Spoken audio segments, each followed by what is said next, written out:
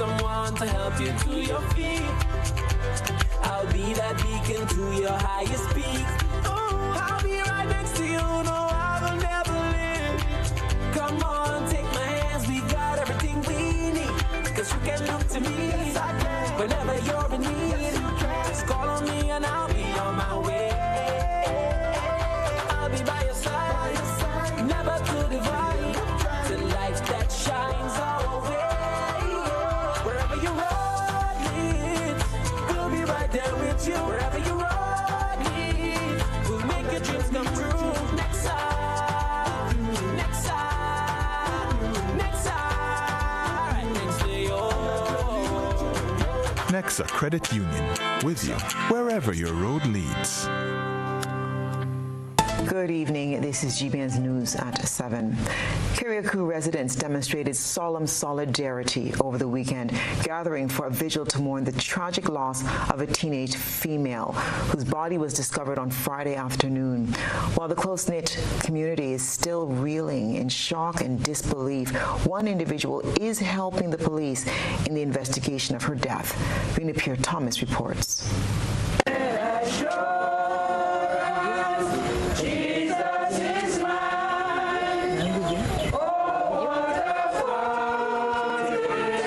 Community members on the sister isle of Kiriakou gathered solemnly over the weekend to mourn the tragic passing of Esther Patterson, a 14-year-old whose life was tragically cut short. The vigil, held Sunday, followed the heartbreaking discovery of Esther's body outside of a church in Brunswick on Friday. Authorities have officially classified the case as a homicide, sending shockwaves through the usually peaceful island. ASP Reginald Sylvester, head of the Kiriakou Division of the Royal Grenada Police Force, confirmed that John Kendall Alexis was charged with non-capital murder in relation to the teenager's death and is cooperating with the ongoing investigation. Yes, I'll give information as to the person because the person was arrested and charged. That person is John Alexis, 31 years, self-employed. The law is Kiriakou. He was arrested yesterday in relation to the death of a teenager, minor.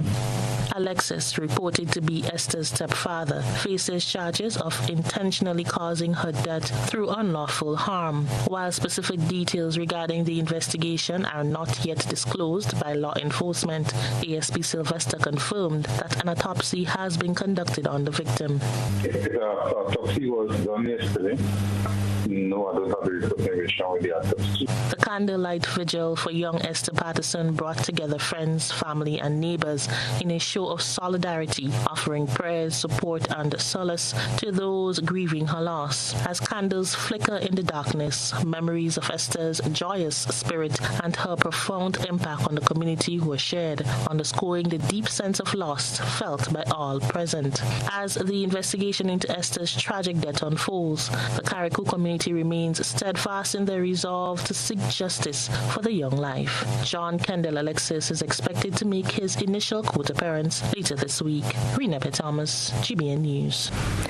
And as the residents of Kiriakou appeal for justice for Esther Patterson, the anticipated Republic Bank Intercall Games will have one student less following her demise. The Royal Grenada Police Force promises to do their part in keeping parents' minds at bay with increased security at the games, which kick off tomorrow. With thousands of patrons expected to converge at the Cranny James Athletic Stadium, the RGPF announced planned operations for the three-day event. Just briefly, starting the games are expected to officially get underway around 9 a.m. tomorrow, please God.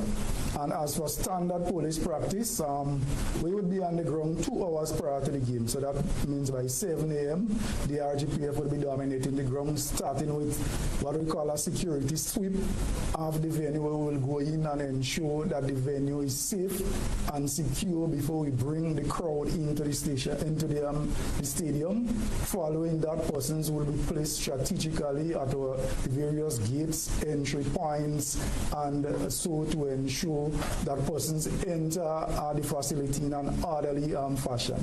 I must also say that we have a team of security officers, private security officers who will be working with us to ensure the security. They would be primarily responsible for what we call the physical screening or the searches of persons entering the venue.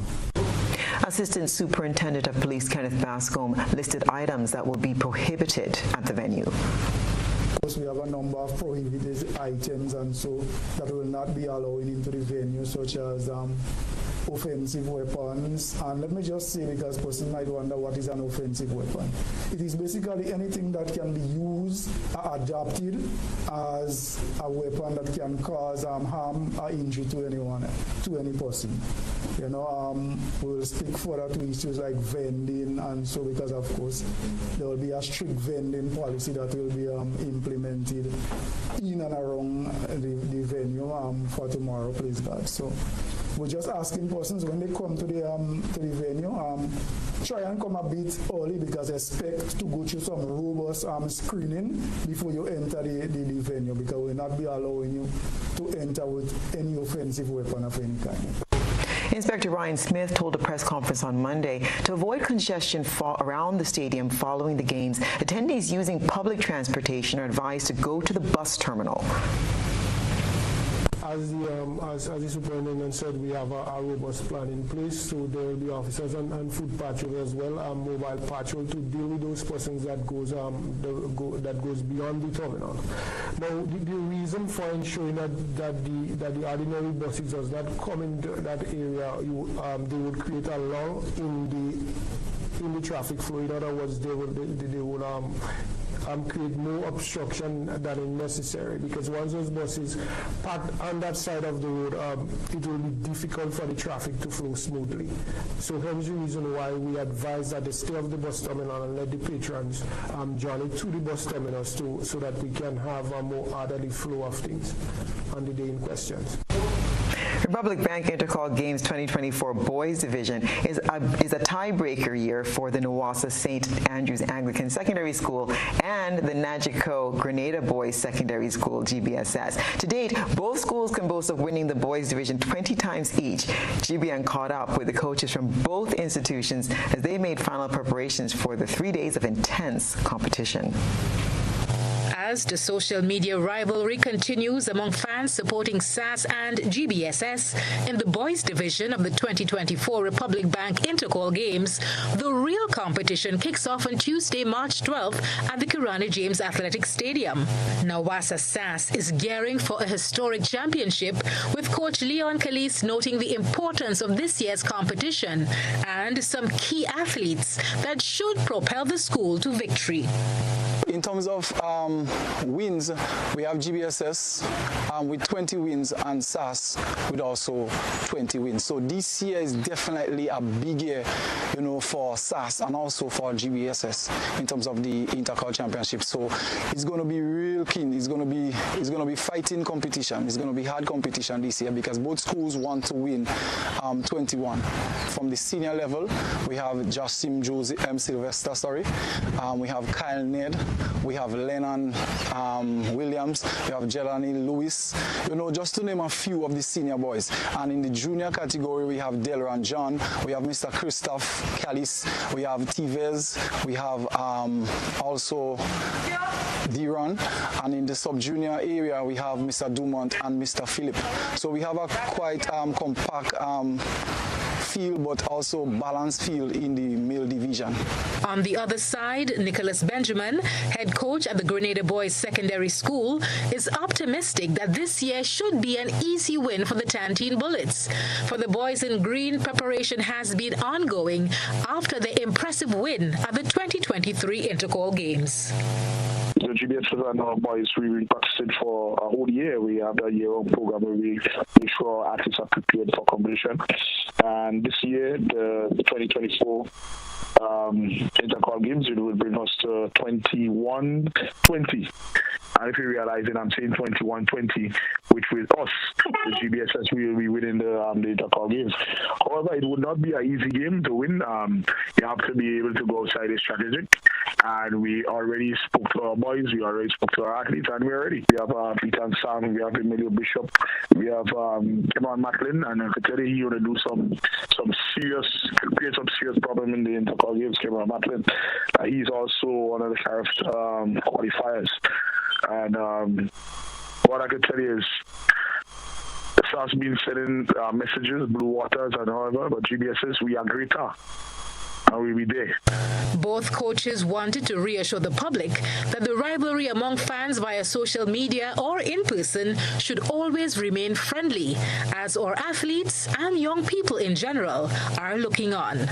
For GBN News, Janelle McDonald.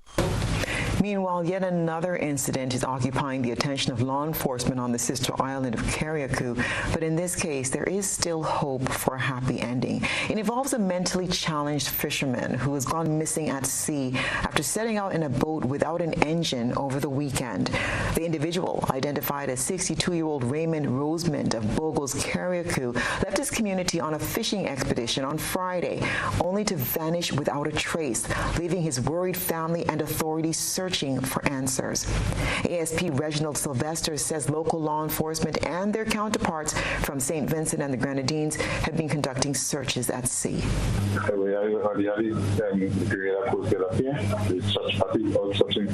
is no information as to anyone seen him at sea. He's a mentally challenged person. And last Friday, with a dinghy in the Bogos area, went out fishing. And we asked for both men who were out fishing to look out for the gentleman who is in our. Authorities are urging mariners and coastal residents who may have seen Mr. Rosemond or his boat to come forward and to remain vigilant and report any sightings or clues that may aid in locating the missing man. A visiting couple who reportedly arrived in Carriacou on Friday died under what is considered strange circumstances on Carriacou's famous Paradise Beach.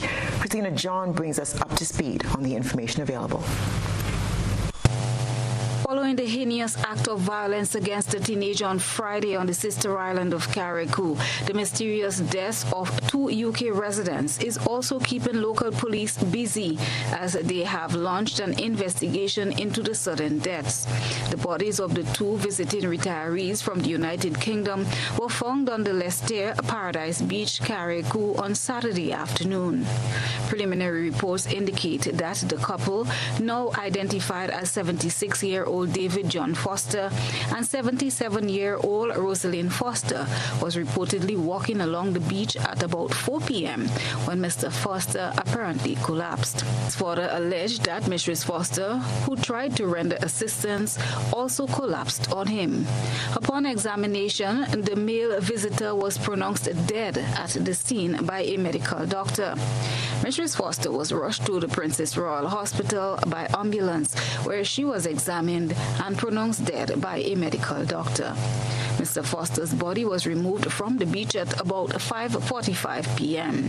Reports are that several efforts were made to revive the couple but were unsuccessful. A post-mortem will be conducted to determine the cause of death. Christina John, GBN News.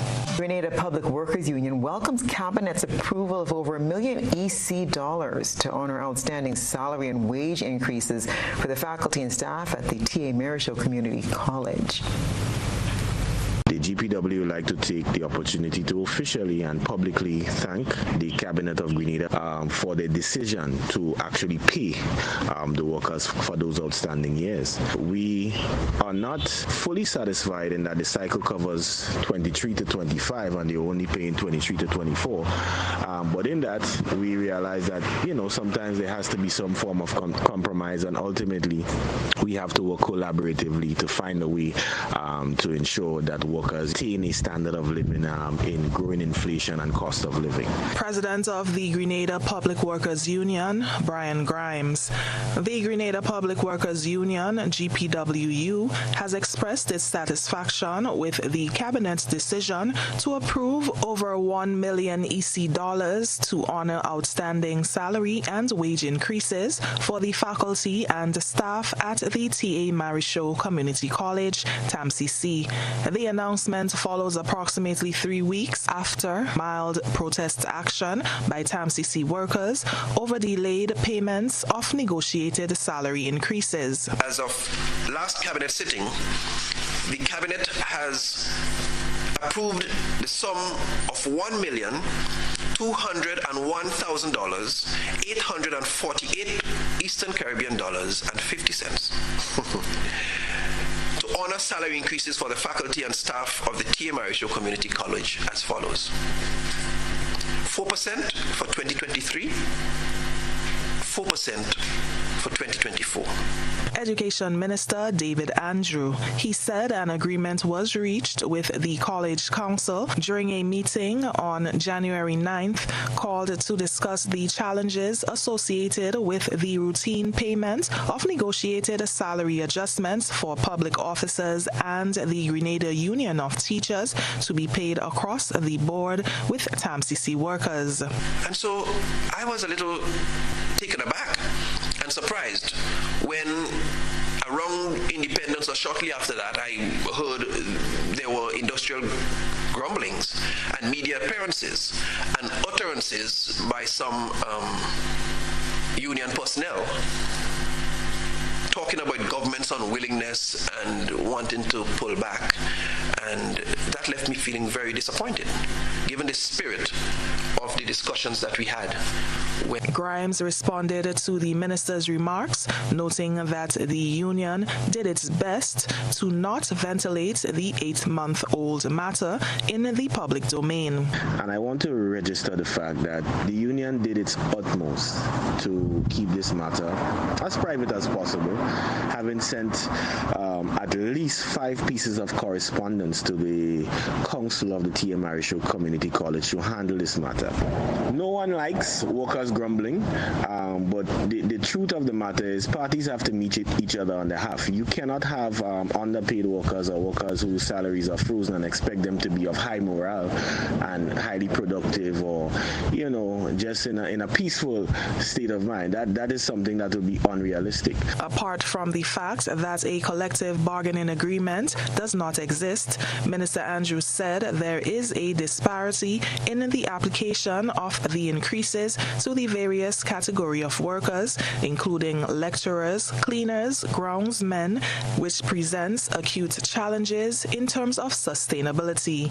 He said the ministry now awaits a draft collective bargaining agreement, which is to be developed by the union in collaboration with the council for consideration going forward. So when this was spoken of, we readily agreed to getting a CBA done. In fact, it was presented to the hierarchy of TAMCC in the middle of January, and we proposed a date for negotiations for that said CBA. So we have proposed 2 dates thus far.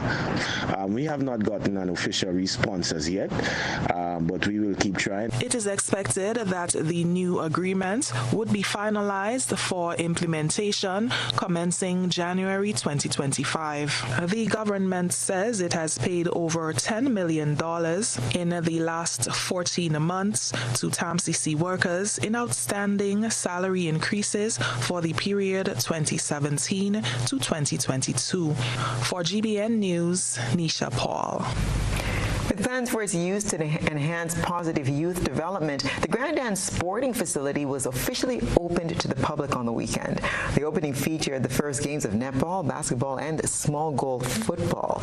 We have more in this report from Christina John.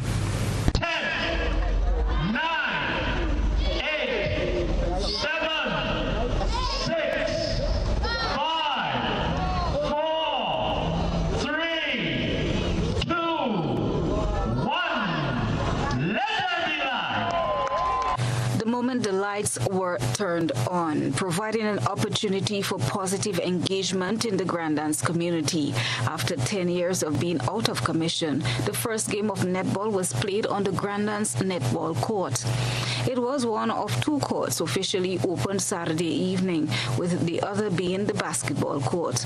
According to Parliamentary Representative for St. George South, Andy Williams, the rehabilitation and opening of the sporting facilities in the South symbolizes the promotion of peace and unity among youth, channeling their minds away from crime and violence towards something more positive. What we have done is good timing and is very ironic. And why we did it? We did it because, I always say that we blame the youth today. We come on them, but what is the alternative we are giving them? And when you watch these guys here playing basketball now, they could have been doing something else if we didn't have our facilities. So why we do it? We do it so that we want the youth and everyone else to get more involved in sports.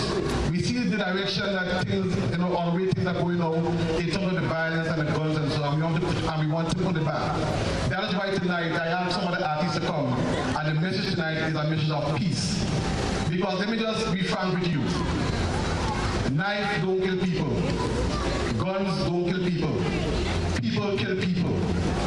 And if you can, try to transform the minds of our people and really put it in the right direction now, we can benefit at the end of the day. Citing the potential of young people in the surrounding communities and having knowledge of individuals who started their career on the said courts, who now share success stories, the parliamentary representative advocated for the facility to remain accessible at all times to the young people of the South. So, Mr. Paul McIntyre and everyone else, I don't want to see the court closed. I want to see the court open every time. I watched a video just a while ago when I was coming here in Ghana, where some youth wanted to use a playing field, and the people were stopping them. I'm saying every youth that want to come and use the court should be able to use the court. No one should be stopped. Because at the end of the day, we can have the next Kobe Bryant from here. Right? We can have the next Michael Jordan from here. And when we was doing the flyer for this event today, we had two basketballers from the area here who are very instrumental in developing their career at this school.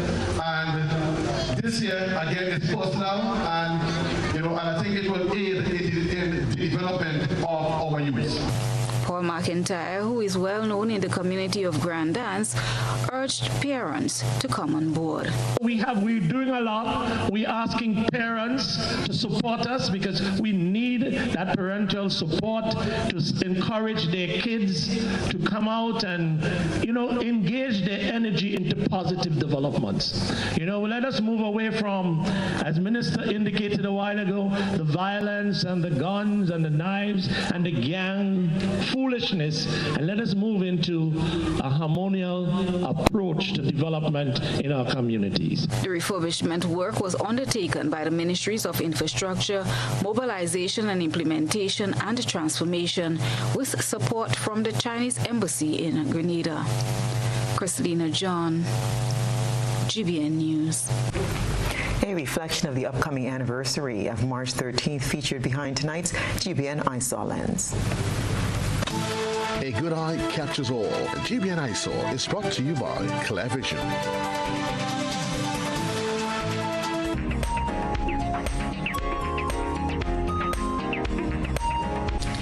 Tonight's ISAW pays tribute to former Prime Minister Maurice Bishop. On March 13th of 1979, the Grenada United Labour Party government of Sir Eric Matthew Gary was overthrown by the NJM-led People's Revolutionary Army. Maurice Bishop, a lawyer by profession, was installed as Prime Minister of a newly established People's Revolutionary Government. Although the NJM government lasted only 4 years before Bishop was killed in a military coup led by Bernard Cord, after which the U.S. invaded to destroy the remnants of the movement, Bishop's humane and popular policy, as well as his international perspective, remain an inspiration to many who know of the Grenadian Revolution. Send us your photos and video submissions via WhatsApp on 405-3052 or our other social media platforms. Hi, good day. My name is Kyle Sylvester. I am the manager and founder of Case Farming Enterprise. We're an agro-processing business that are involved in the processing of agricultural goods, where we do bottle seasoning packs, lettuce, kale, and broccoli. Sometimes we as human beings get sick or injured on the job. NS provides a safety net for us. I am here to encourage other entrepreneurs and self-employed persons to sign up under the NIS Self-Employment Program. Served Grenada for decades. We are the #1 and largest electrical supplier. Hi, welcome to Sunny Electrical. How may I help?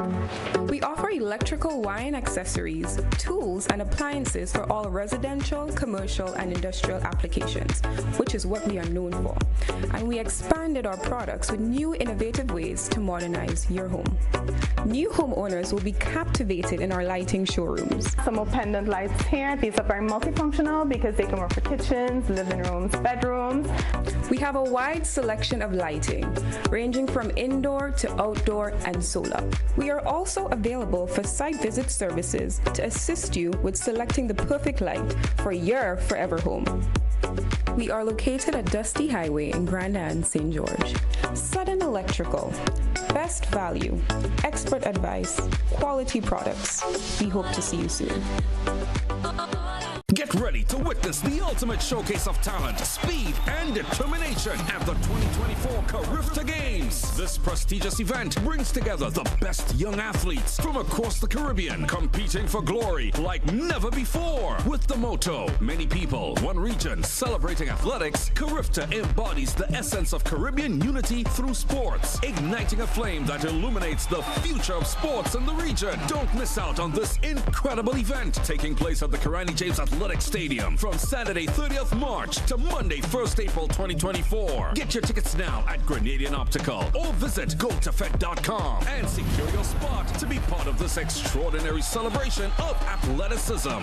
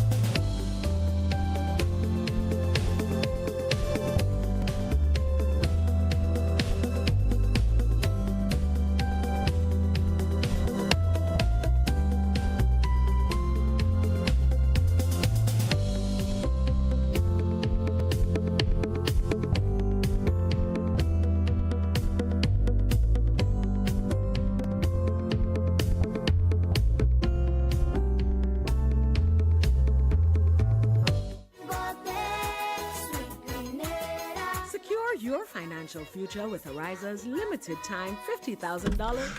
Well, a wonderful good morning again to our viewers and those of you that's back on television. We want to say thanks for being part of the conversation in the morning time. Again, we do want to advise the general public of a challenge there with the traffic, that is. And there is an accident on the Lucas Street main road. that is causing a delay in the traffic and has certainly affected the ability of my guests to be here on time. But we're going to continue with the conversation. Now, Dewey was here to talk about some of the benefits of the revolution as we continue to the countdown to the anniversary of the 45th anniversary of the revolution. My guests are supposed to be Mr. Phillips and Mr. Rugerson. But we do apologize for that. But in the meantime, though, reminding you, we're getting ready for Intercall 2024. The event starts this morning with a torch run, and the torch run begins in front of Republic Bank. That's downtown St. George. So that's going to be part of that conversation. And we want to encourage. A gentleman did call to was seeking clarity regarding some of the regulations. Some of the regulations regarding arrangements for Intercall. Let me just briefly say to you that there's going to be a zero tolerance for any dangerous implements that persons may want to walk with. Police, they'll be quite vigilant. At present, they should be sweeping the National Stadium, making sure that it is safe for our kids, your kids, to be part of the next 3 days of a 3-day exercise. Again, remind you, the public, that children would be separate and apart from the general public. And the IWPF is certainly strongly encouraging persons not to, their persons for some reason may think it necessary that they can trick the system and try to gain entry in the children's section, where the school children themselves would be allocated. That is a no-no. When it comes to exiting the stadium in the afternoon, children, you are asked, there's transportation that's available for some members or from some members of the school.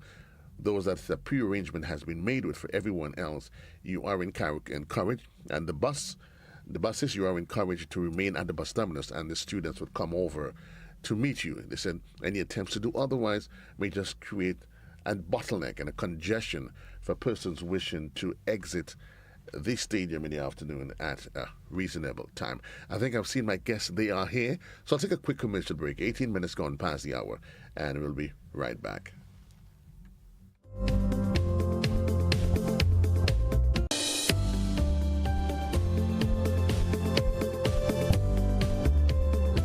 I'm a VIP. I'm a VIP.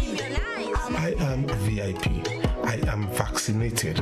I am immunized. I am protected. Our children and nation depend on vaccination for immunization. Childhood vaccination is national priority. It is their protection from disease and sicknesses. Let's all be VIPs and safeguard our beautiful Grenada. I am DJ Blackstorm, and I am a VIP health champion. Be a VIP like me. Let's all be VIP champions. A message from the Ministry of Health, Wellness and Religious Affairs. Be a VIP Childhood Vaccination and Immunization Campaign in collaboration with UNICEF and the Pan American Health Organization.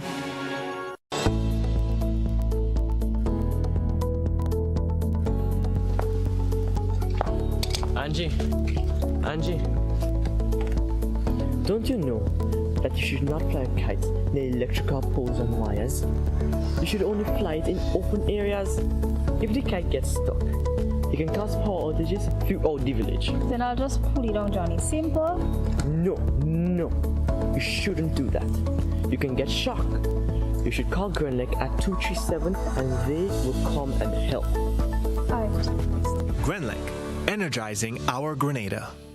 The Planning and Development Authority of Grenada, PDA, is enforcing regulations to curb illegal, disorderly, and unauthorized development in several locations throughout the state of Grenada. The authority is concerned that structures mainly associated with vending are negatively impacting the environment, has undesirable public health and sanitation consequences, present obstructions to vehicle and pedestrian traffic, can become projectiles during adverse weather conditions, and generally affect affect the aesthetics of the nation. The PDA will work along with stakeholder ministries and institutions to effect the demolition, removal, and disposal of structures which fall in the category of illegal and disorderly development, commencing January 2024.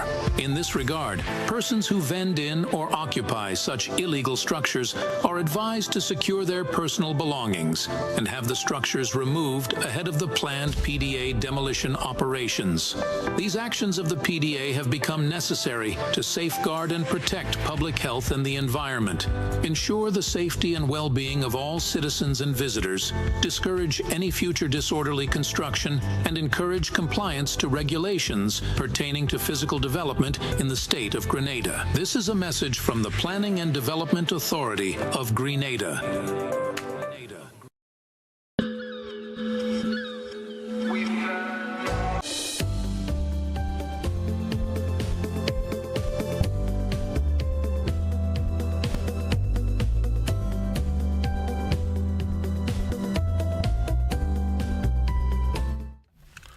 Welcome back. 22 minutes gone past the hour in the morning time. Time is fast spent. Again, we did advise of the vehicular accident on the Lucas Street main road that's affecting the flow of traffic. My two guests, they managed, I'm not sure if by whatever means they made it, but they made it out and they're here. But certainly if you're using the Lucas Street main road and you recognize that there's a delay in the flow of traffic, you may want to consider an alternative route in case you're attempting to get into the town of St. George. But allow me to say good morning to my two guests this morning. There is good morning to Ruggles Ferguson, who is president of the Grenada Revolution Memorial Foundation. And there's also, he was here with us last week, Mr. Manley Phillip, president of the XPRA Patriots and Welfare Association. Good morning, gentlemen. Welcome to the program. How are you? We are okay, Mr. Cadore. Yes, thank you. Thank you, Joseph. And just to indicate that the traffic is cleared now, the police, that's why we are here. And folks, we were able to make it through, but it's cleared now. And I'm assuming that there's no charge for that, so that legal advice, is there? Yes, no, indeed. So, gentlemen, we let's fast track the conversation. What's the relationship between the two organizations, though? If you are XPRA Welfare Association and your association, Mr. Ruggles, any? Yes, well, yes, certainly. In terms of cooperation with activities, but I think a common thread is to really promote the positive aspects of the Grenada Revolution. One, because, there's all these negativities associated with the period, one, and to facilitate engagement of different viewpoints out of the period, because that is extremely important. Right. In terms of the XPRA, the focus is really on the welfare of the ex-soldiers. Ex-soldiers. Focus on a specific group.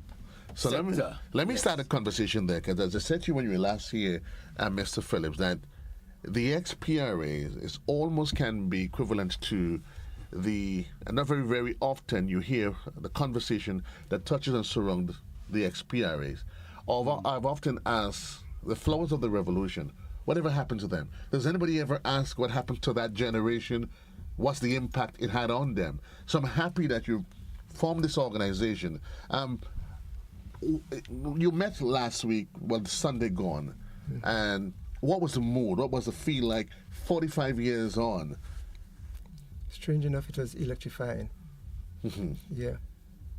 In what way? Well, the camaraderie, the fact that comrades who have not had the opportunity to see each other after 45 years, know that, they have gathered together under one shelter. Many of them recognized or remembered the same thing what happened during that period. Everybody sleep on the same bunk, we eat the same meals, and everything like that. We underwent the same struggles, and it was fitting. And it is always, as I said, an electrifying occasion when comrades come together. It's at that point you normally see or get a reflection of the revolution, the enthusiasm, the camaraderie. These are the things you would observe when comrades come together. Do you get that? Would you agree the school of thought that seems to suggest that, and I think Rago sort of hinted to it, that whenever you hear of the revolution, persons tend to focus on its eventual end more than its birth and the benefits that was derived? At some point, that, it always surfaced. Because one of the things that, we are happy to come together with GREMFO.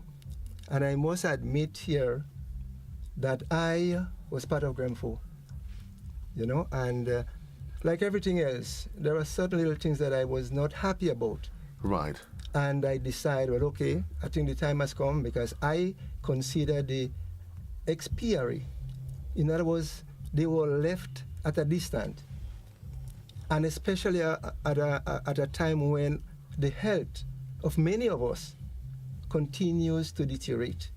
And most of these comrades didn't have the facility, the economic power to help themselves. And it is for that reason we believe that we emphasize that we need to do something to help our comrades. And so far, I believe that we have been achieving most of those objectives. We cannot do it on our own, because we have to coordinate with other comrades who are abroad and who are in a position to assist, and that we have achieved to a certain percent. As time goes on, we are looking forward to establish or to expand that idea. I guess you can safely say it continues to be a work in progress. Ruggles 45 years on, and if we can, briefly though, if you can share with us, a revolution is a change. And I think very often when we hear the word revolution, we think about the arms and just to educate our young people. Any change that an organization, an entity undergoes, it is a revolution. GBN may then decide, today we move in from one television station, begin to do doing all of these really great changes. So a revolution is in fact a change. With any change, Ruggles, you would appreciate there'll be those for, those against. There's always opposing forces. But the revolution happened. We're not going to argue that. 45 years on, let's start handpicking. What are there elements out there that we can say, because of the revolution, these exist? Right, and I'm really happy that you started on that note, Joseph, because that's what revolution is, change. So what March 13, 1979 was about change, and there was change in a particular manner because there was the Popular People's Uprising and the overthrow of a regime. But what revolution signified is change. So, for example, your station might decide to go AI. In other words, use that will be a massive revolution. That will be a massive revolution. And once you understand the concept of change, is really radical change from what happened to the new dispensation. So, for example, one of the major achievements of the revolution, quite apart from the physical infrastructure like the international airport that probably stands as the largest project ever to be undertaken in the country, you have people's involvement. People at the center of activity. Now, what you have the revolution, once you seek to judge the revolution against a Westminster democracy, then there are problems. Correct. I did a program yesterday evening on the Constitution, the Grenada Constitution, and the revolution. Because you had now a revolution, there was the suspension of the Constitution, midnight on March 12th. And as I indicated then, there is no revolution in the world like the Grenada Revolution, where it will come to power and you have the Constitution just not suspended. Right. It must be suspended. But the other part we don't remember is that in August 1983, a new Constitution Commission was appointed headed by senior counsel in Trinidad, Alan Alexander, with the view of introducing a new constitution to Grenada. So a lot of what happened is that you get caught up in the transitional period between the old to the new, when those structures are not yet in place. And it's always a vulnerable period, whether in Grenada or anywhere else in the world. But Grenada has been able to achieve so much, and that's where you're not sentimentalizing on the past. It's not a romanticist thing. Agro-industries, for example, in that just 4.5 years, the international airport. But more importantly, laws. The PRG became the executive authority, executive and legislative authority, so you had the passage of people's laws. And what are the kind of people's laws passed? Maternity leave for women. You know what that means? In 1979-80, when women who were pregnant basically lost their jobs.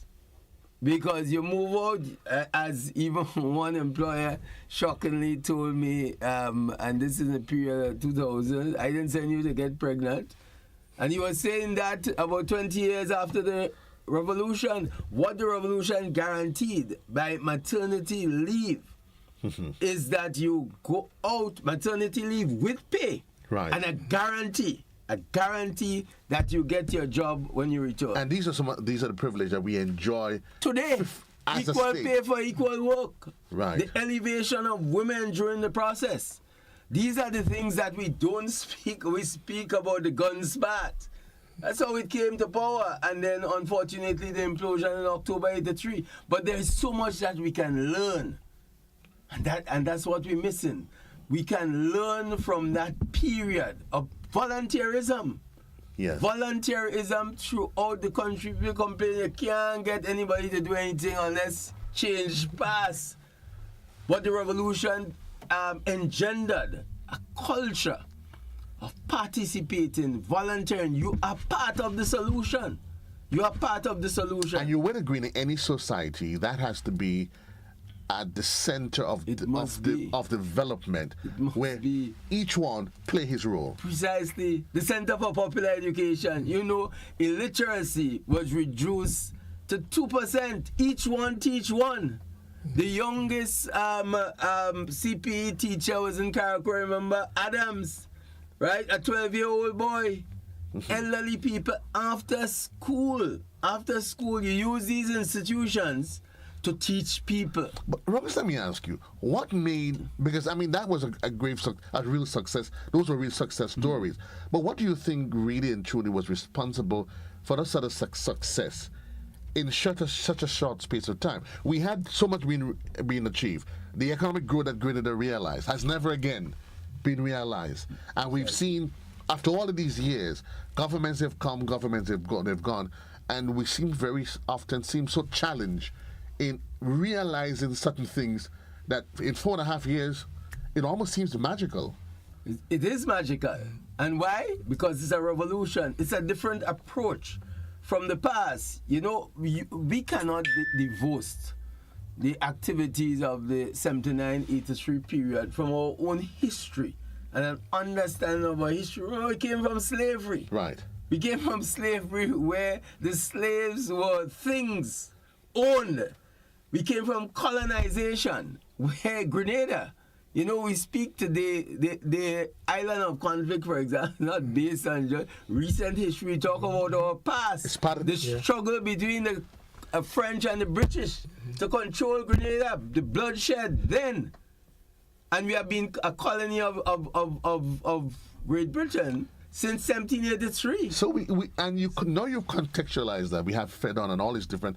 It would be remiss to dismiss the reality that fights for progress, that will to survive, is written on our DNA as a people. It is who we are. But that's the point. We take until we can't take no more. Precisely. That's the point.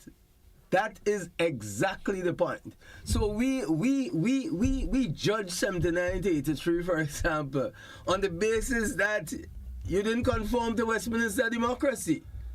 We were a colony taught to believe that we can't do anything ourselves. Right. Anything we try to do ourselves will be destined to fail. Look at the University of the West Indies.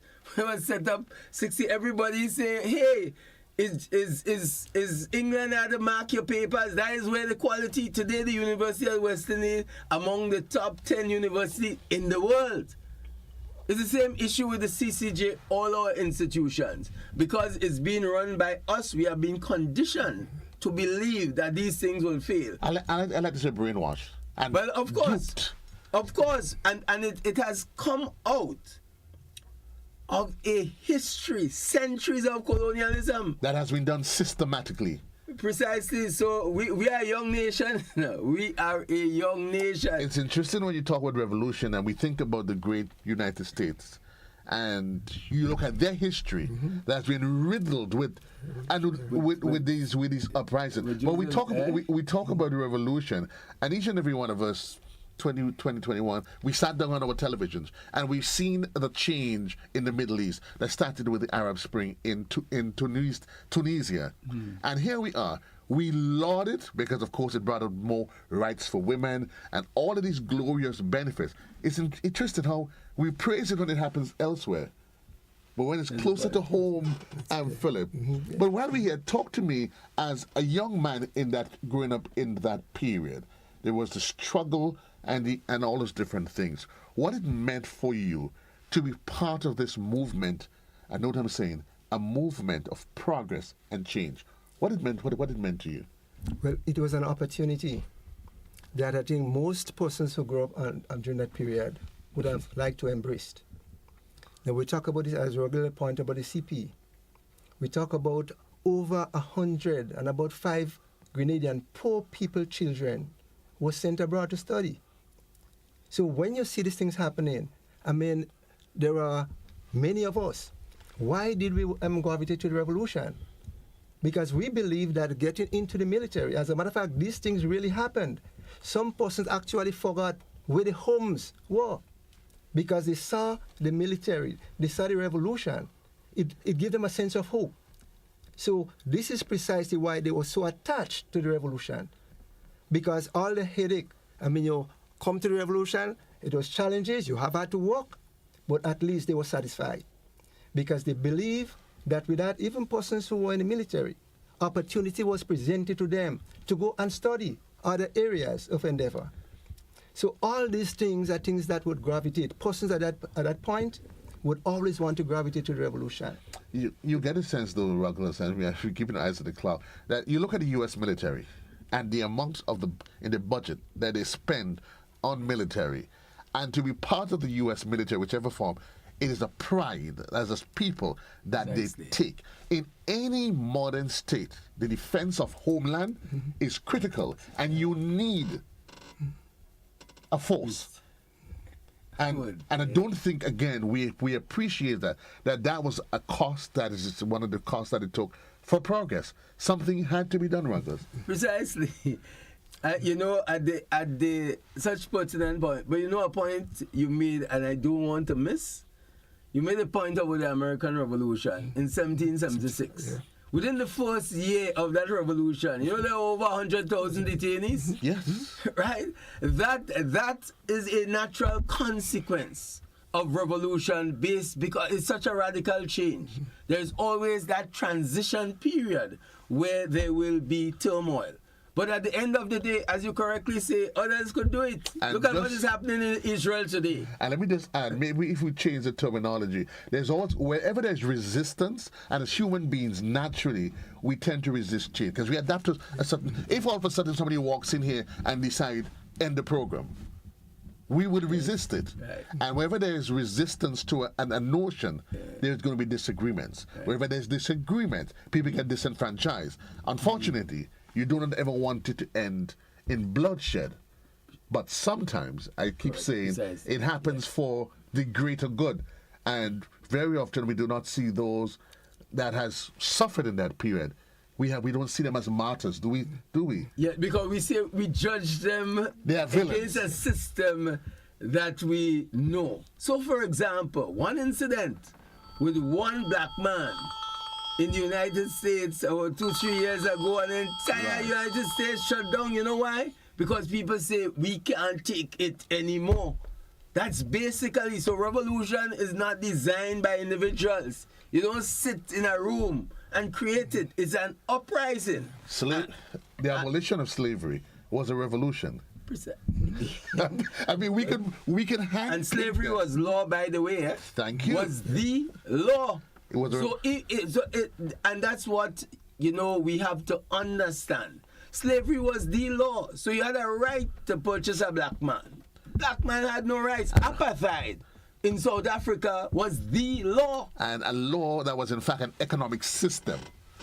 Right, so of course you break the law if you do certain things. But people, you had organizations as the ANC and other organizations say, no, the blacks must be equal. The whole civil rights struggle in the 1960s in the United States is about equality.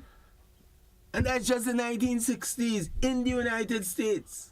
Is it that we've been brainwashed, we've been cultured to think in such a way that we remain myopic to the lesser elements of what transpired, not realizing there's some things in life, Philip, that we refer to as the greater good. In economics, it's referred to the opportunity cost. Right. That which must be given up.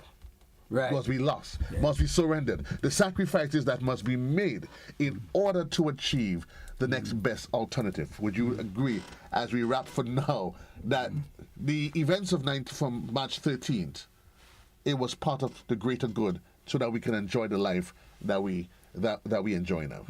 I agree. If you had to do it all over, Manley, would you do it? And I'm asking you pointedly, don't think about the end. Think about the beginning. If you get a chance to be part of that motion of change, would you do it all over again?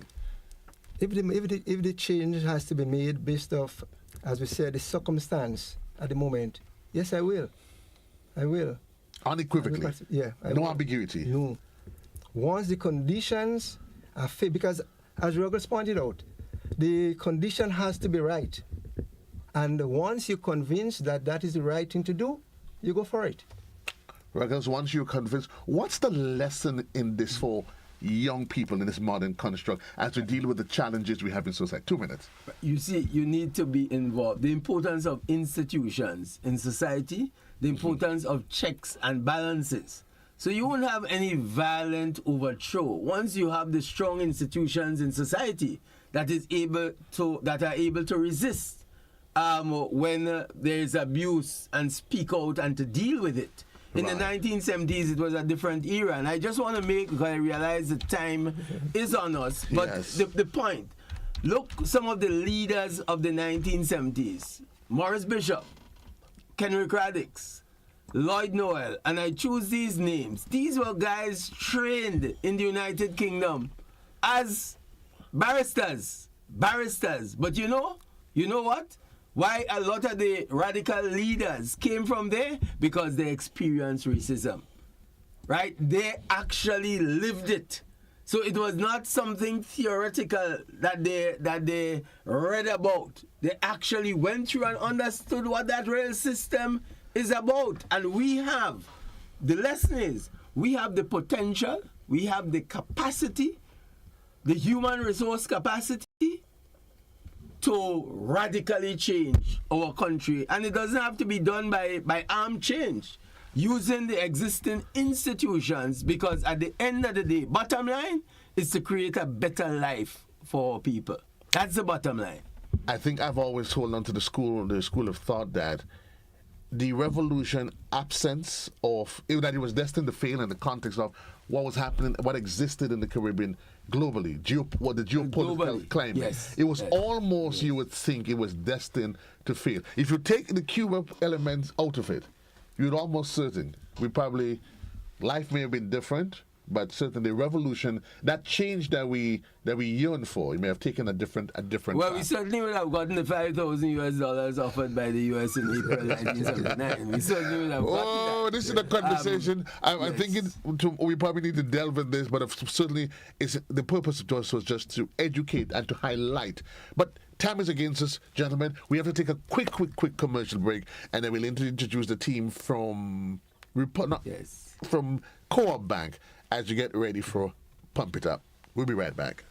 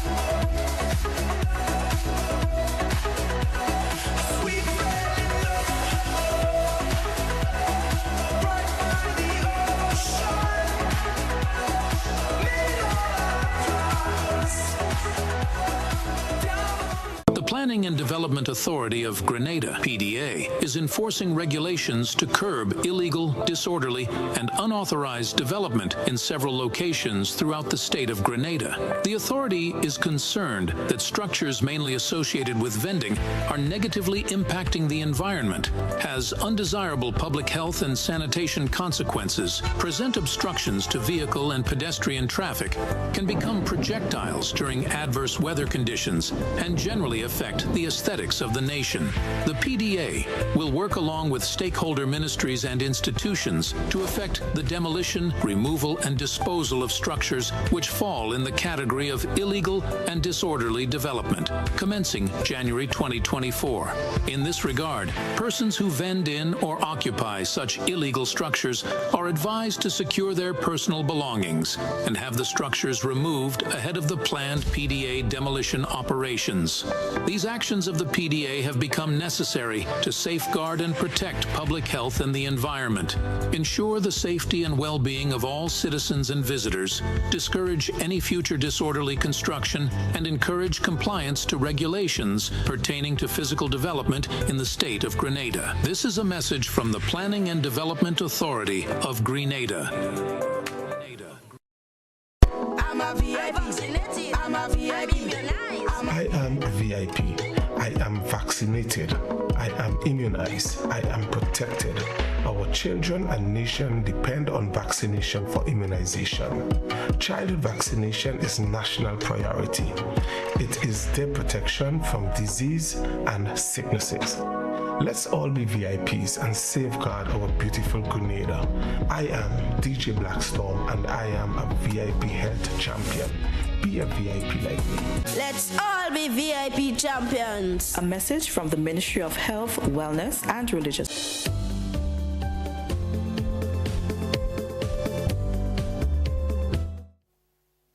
Pumping it up in the morning time, 10 minutes on to the hour of 8 o'clock. I was about to say I still have my guests from last year, but I was realizing I was on national television, and I'm not a politician. It's not that easy for me to lie, so I would leave. You two should not comment on that, just nod and smile. Good morning to two of my dearest friends from inside of Co-op Bank, and Good morning, Carla. Good morning, JC. How Good morning are to you? viewers and listeners. Very well, thank you. How are you today? I'm excellent to be in your presence and also to be with the man himself, Master St. Hilaire. Yeah. Master St. Yeah, Master St. Hilaire. I almost got worried this morning. You were saying with so much pride that you hail from St. Andrew, and I just realized that there's just a bias when I hear St. Andrew. Given that it's into call mode, that I start thinking one, then I realize no. He's actually one of us. Carla, I had to quickly remind myself, he's not the enemy. He's not the enemy. You're not too much. Fox time is spent.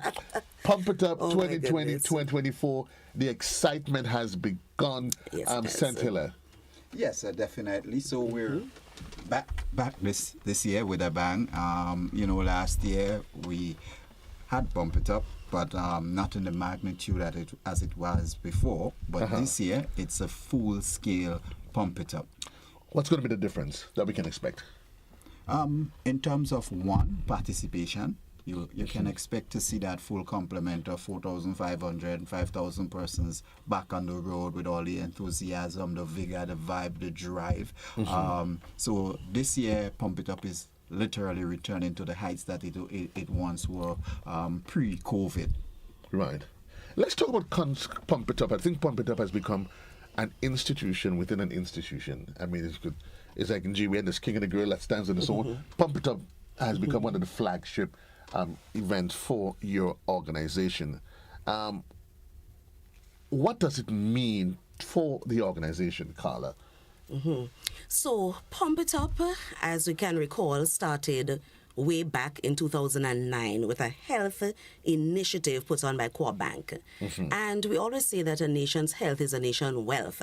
And as a truly local indigenous bank, we wanted to do something to assist the nation to be healthy, to be wealthy, to be strong, to promote healthy living as not only a once-a-year thing, but throughout the year, to encourage persons to take on a healthier lifestyle. So it means a lot for us at Co-op Bank to have been putting on this initiative way back since 2009. And you found an excellent way to morph that conversation into some other social challenges. Over the years, you've taken on different initiative. Carlton Home, whether it was the funds for Carlton Home, and I mean that speaks volume of the sort of the entity that you are. And interesting, Co-op Bank, Indigenous Bank, Homemade Bank. Well, our corporate social responsibility is something that we take dearly, yeah. And giving back to our society is something that is close to us, right? And the charitable organizations that would have benefited over the years, are institutions that are in need, and at Co-op Bank, we always would want to reach out to persons and institutions that are in need. So for the last, from 2016, bearing in mind the break, we've been doing this for the reestablishment of the Carlton Home. This year is our final year for the Carlton Home. We set ourselves a target of $500,000, $500,000. We're just about $488,000, $488,800. That's the exact figure at the moment. So we definitely will reach our target, and we must say thank you to the general public, because without the public support, of course, we have our benefactors, our partners, and the bank makes a significant contribution. But without the support of the general public, we weren't going to be able to raise these funds for this noble institution, this worthy cause. Substance abuse is something serious, and not having a facility to treat with it is also something that we cannot be proud of. So in terms of making that contribution, we feel honored to be raising funds for that very worthy cause. Very often, Carla, we don't see the bigger picture. We think in Carlton Home. But the issue, drugs, violence, it becomes, you then see a link, and all of a sudden you then realize, wow, if we are to progress as a society, these institutions has to be part of the conversation. Also part of the conversation this year, it's Carriacou. Well, yes, Carriacou is always there. Is always there, not to be left out. Last year was my first in Carriacou. Wonderful. Carriacou Pump It Up would be at least a week earlier than Grenada. It would be on the 14th of April, and we look forward to the Carriacou Pump It Up. And definitely, we know that the numbers would be much larger this year than last year, because last year the packages went out very early, were sold out very early. And we also want to take this opportunity to encourage persons to come in and get your packages as early as possible. Well, I don't know. I'm just about watching it. I wonder why Carla hiding. Why she hiding? I was waiting for the perfect opportunity to showcase the t-shirt for the unveiling. This is a beautiful orange t-shirt we have this year, and this pretty little fan, which actually says "Pump It Up." So this is what you'll be getting in your package this year. We'll be looking so pretty, JC. We'll be like the sun. I like the color on the road. Oh yes, I love the color. It is beautiful. I love the color. So that's your package. That's a package. And you always encourage groups, right? That's something that you encourage a lot. You get a team. I don't know, 3 of us here could make a team. Yes, because it is actually 3 or more. So you don't need 10, 12 to make a team. Just 3 persons can make a team, and it's only $15 per person for this beautiful package. But I know what you agreed, but I noticed my boy here saying, Lord, I think Joe will keep us back, boy. No. You walk at your own pace. It's not a competition. Right, Joe. It's not a competition. Because you have differently able-bodied persons. You have persons who are very young. You have persons who are old. You have persons who are extremely fit. You have persons who are not so fit. Didn't say you. So basically, it is on your own pace. So this is a call for all and sundry. And that's why I ask you that. Because I've heard people make the argument, boy, the pace. No, not at all. All and sundry. Come, whosoever, just come. Yeah, it's a fun family event. As we say, we always have prizes, not for competition, just to encourage persons to come out. So we have prizes for the youngest female, male, even on stroller, on foot, most senior, registered male, female, in wheelchair, whatever the case may be. Come out as a family. You walk at your own pace.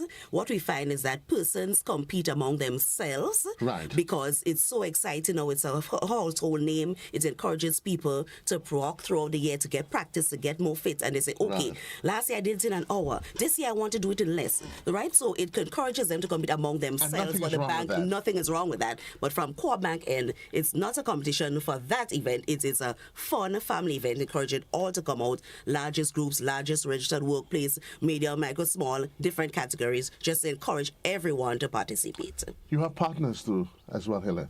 Yes, of course. We do have partners who at least collaborate with us for the event. And here again, we would want to take the opportunity to congratulate our partners, show our appreciation to Flow Grenada. We have Hubbards, we have Antillian Guardian Group who are with us again this year. Prior to that, we also had Body Image, we had Wagiti, we had Koyaba. So we're not doing it alone. And we're extremely appreciative of the support that we're getting from our partners. It's interesting. We were talking about the conversation, and we're talking about what people can achieve when they come together. It only shows them what corporate Grenada can realize through your leadership when we come together. Of course. And I would like to make this point because I know we're running out of time. This year is not the last for Pump It Up. It is just the last for the reestablishment of the Carlton home. So next year, we will move on to another institution or some very worthy cause that we would raise funds to support. So please, it is not the final year for Pump It Up. For a matter of fact, I don't think you would see a final year. It is it's very interesting because somebody actually said to me in Tonga Day last week, "Oh, I'm so sorry that there's ending it this year. Why can't they continue?" And I had to say, no, it's not last year for Pump It Up, just for the Carlton Home Project. So we just want to correct because persons are already being saddened thinking that it's the last year of Pump It Up. Well, I'm happy that you have rearranged the ignorance. Folks, we have to reduce the time. We're out of time for today, but we do have a couple of schedules. We do have a lot to talk about, and you'll be hearing more of Team Co-op Bank. Well, this is as far as the conversation can go. For those of you that's in television, we send you back to studio control. For those of you that's on radio, we now join the BBC for a bulletin of news that is already in progress.